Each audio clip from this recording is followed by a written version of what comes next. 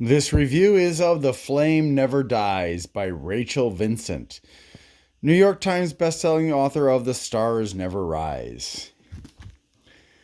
And wow, I can remember when I could pay no more than $5 for a fiction book that was softcover. And look at this, $18 for a book. I am way too frugal to buy books anymore. I go to the library, or I get them at the library store, or I get them at a charity store. I don't agree with paying lots of money for books because I don't read them more than once 99% of the time because most of them just aren't worth a reread. Even some of J.R.R. Tolkien's books I would not reread. So this book is set in a post-apocalyptic world in which the demons have taken over. And there are two groups of demons. Group number one pose as the unified church that protects everybody from the demons, but they are demons. Group number two are these demons who have very little interest in following rules or not indulging in their excesses and vices and stuff like that.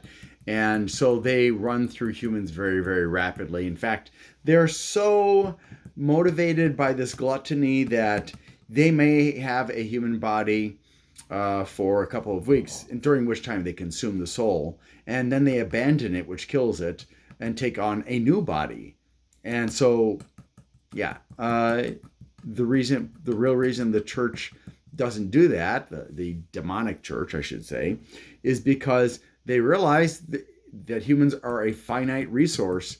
And in addition, for some reason, the well of souls from which new souls or recycled souls or whatever come from is almost always empty. So it's very hard to give birth to a child and have that child actually receive a soul unless somebody whose soul hasn't been touched by a demon dies or is sacrificed at the same time that the baby is born to make sure that the baby gets a soul. And every once in a great while, a soul will pop into the well. But most of the time, this doesn't happen. So there's this covert war between the demons, and then there are the church demons who are controlling all the humans to use them as their host bodies in a reasonable, sustainable way. And these other demons who are just totally wasteful. And then there are the exorcists. And there are two types of those as well. They're type number one, who don't know about the difference between the two different groups of demons. And they don't understand that when they kill a person who is hosting a demon, unwillingly, obviously, they actually release that demon back into the world, and that demon can then take another soul from amongst them.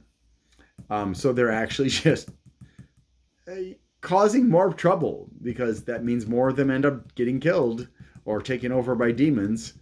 And then the other group of demons have a legitimate power that they can call up, which turns into this flame that comes out of their hands, and it burns the demon right out of the body and sends it to hell.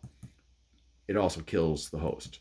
But the host is technically, by that point, having had its soul eaten up, is already effectively dead. There's no person. And so, yeah, when I first started reading, I was like, gosh, this seems like another book I read. And I was like, oh, God, I don't really want to read this. But I stuck with it. And I'm glad that I did, because after a while, it became very interesting. It was very different from a lot of the other books that I've read, and I've read, more than 5 books in my life. And so it got hard after a while. It got hard to put the book down and go back to the things that I needed to do. And so although it had a slow start, that slow start did not last particularly long. And although there were things about the book that I was like, Yeah, but some oversights by the author. Ultimately, it was very enjoyable. It was a page turner, as we like to say, and it kept me coming back for more. So I'm going to give this book an 8.5, and I encourage you to read it. Thanks for watching, and I hope you have a great day.